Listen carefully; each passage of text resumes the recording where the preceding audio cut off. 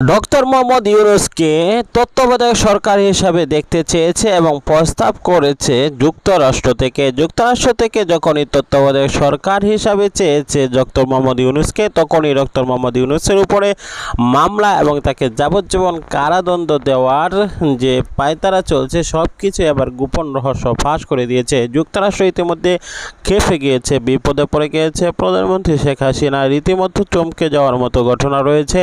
এই ভিডিওটি শেষ পর্যন্ত দেখলে বুঝতে পারবেন যুক্তরাষ্ট্র এখন কঠিন বার্তা দিচ্ছে প্রধানমন্ত্রীর উপরে এবং আওয়ামী লীগের উপরে কঠিন কালো ছায়া। সম্মানিত দর্শক, ইতিমধ্যে আপনারা অবগত আছেন সারা বিশ্বের যে একটি সংবাদ, সেটা হলো বর্তমানে বাংলাদেশে নিষেধাজ্ঞার পর নিষেধাজ্ঞা, নির্বাচনের পরিস্থিতি এবং কি নির্বাচন গ্রহণযোগ্য হয়নি বলে বলা, সব কিছু মিলে একটি হতাশা অবস্থার মধ্যে রয়েছে দেশ এবং জাতি। কিন্তু দেশ ও জাতি সব কিছু মিলিয়ে যে একটা হতাশা অবস্থার মধ্যে রয়েছে। বাংলাদেশে নির্বাচন যে সুষ্ঠু হয়নি বারবার আখ্যা দিয়ে বলা হচ্ছে, কিন্তু সেটা নিয়ে কোনো অ্যাকশন এই পর্যন্ত পাওয়া যায়নি। তবে এখন যুক্তরাষ্ট্র, ইউরোপীয় ইউনিয়ন, জাতিসংঘ বুঝতে পেরেছে যে বাংলাদেশে নির্বাচন সুষ্ঠুতা দরকার। এই জন্য তারা বারবারই তত্ত্বাবধায়ক সরকার হিসাবে ডক্টর মোহাম্মদ ইউনূসকে চেয়েছে।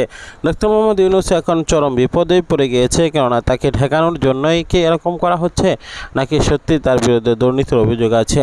বিশ্ব ব্যাংক এবং বিশ্ব ব্যাপী যে দুর্নীতিগুলো হচ্ছে, বেনজির আহমেদের যে শত শত হাজার হাজার কোটি টাকা, যে সে 100 কোটি টাকা অবৈধ টাকা সে পালিয়ে নিয়ে চলে গিয়েছে, সেটারও কোনো বিপদ হচ্ছে না। কিন্তু ডক্টর মোহাম্মদ ইউনূসের 25 কোটি নিয়ে এত তালবাহানা সারা